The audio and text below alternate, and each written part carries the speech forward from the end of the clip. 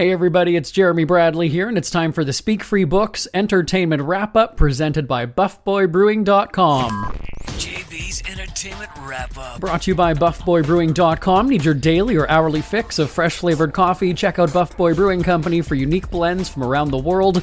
International tastes with the finest roasts at BuffBoyBrewing.com.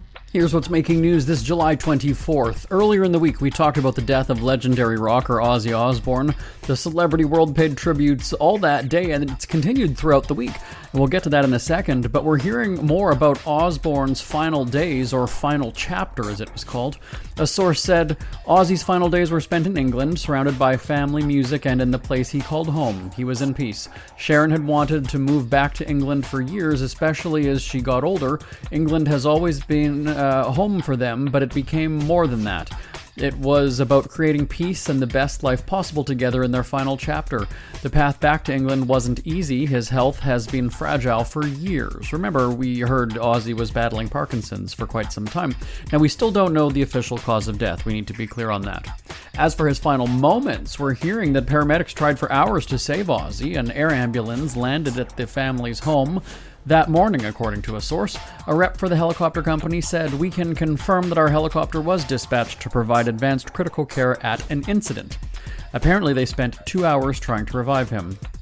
Something interesting that we tend to see after an artist's death is that their music sees a surge in public interest, whether that be streaming their videos or downloading the music.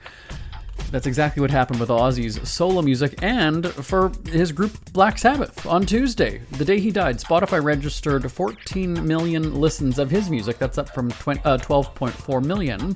And the band had 21 million from 19.8. We don't know the breakdown of individual songs at this point, and though over on Apple Music, the song Crazy Train hit the number 23 spot on their top 100. Mama, I'm Coming Home was in the 34th position, and No More Tears was at 45. And those tributes I mentioned are happening at concerts, with Lady Gaga, Cyndi Lauper, and Drake all giving a nod to the Prince of Darkness. Lauper, she just stood on stage in Raleigh holding the microphone to her phone and played Crazy Train for about a minute and a half. As she and the crowd sung along for part of it. And she then turned on the flashlight feature on the phone and had the audience do the same and started then singing Time After Time. Gaga was in San Francisco when she and her performance crew took their final bows at the show with Crazy Train playing. She was also rocking an Ozzy t-shirt. Drake was in the UK and visited the Black Sabbath Bridge and said, "I just came out to pay respects to someone who lived it to the fullest." And then he poured some tequila in honor of Ozzy. Later, he too played some Osbourne music at his concert with Black Sabbath's Iron Man blasting throughout the arena. That's Check of Your Celebrity Headlines for this Thursday, July 24th. I'm back tomorrow for a complete look at all the crazy celebrity happenings right here on the Speak Free Books Entertainment Wrap-Up presented by BuffBoyBrewing.com. Till next time, I'm Jeremy Bradley. For a great cup of joe, there's one thing you should know. Your morning brew can also be playful.